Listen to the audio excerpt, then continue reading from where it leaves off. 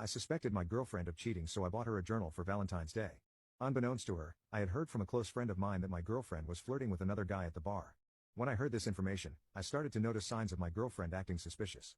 She was always laughing at her phone, and when I asked her about it, she got angry and always told me it was just her mom or sister.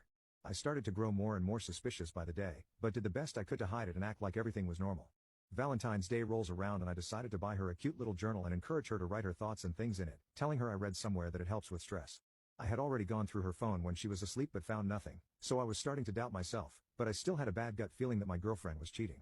I knew she loved writing, so I thought that this was a perfect gift and maybe I could catch her writing something about her little secret. A few weeks passed and I had almost forgotten about the whole thing when one night she came home smelling like cologne. I brushed it off and pretended to fall asleep.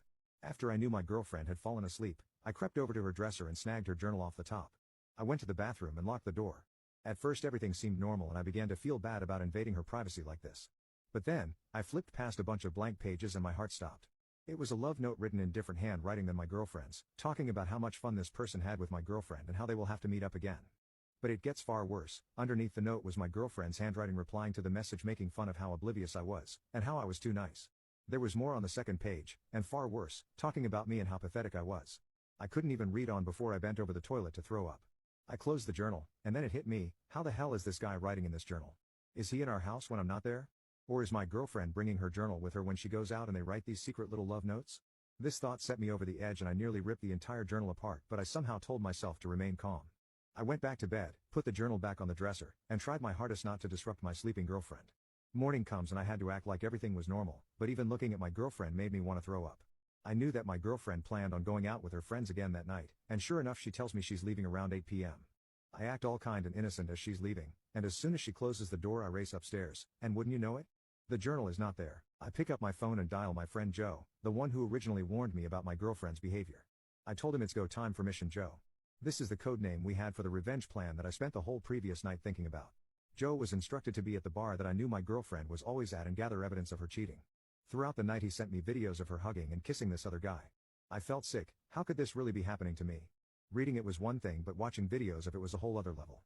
He sent me a video of my girlfriend and this man leaving the bar and him handing the journal back to her. Joe knew he had to discreetly follow them out of the bar and see where they were headed. I knew this was too early for my girlfriend to be coming home, so she must be going to this guy's place after the bar. Joe was sending me updates via text message and finally sent me the apartment address where my girlfriend and guy walked to. Me and Joe met outside the apartment and consulted on what to do next. Adrenaline filled my body as we waited. Joe worked for a plumbing company where they use these little cameras attached to a bendable tube to inspect pipes and things of that nature, and when he told me that he brought it with him, we both looked at each other and smirked. The apartment complex only had 6 rooms, so it wasn't that difficult to find which room they were in. Me and Joe brought our camera inside and snuck it past the reception desk and started putting our ears up to each door. My heart was racing and I could hardly keep walking on, so I instructed Joe to just tell me if he heard them in any of the next rooms. At the very last door Joe waved me over.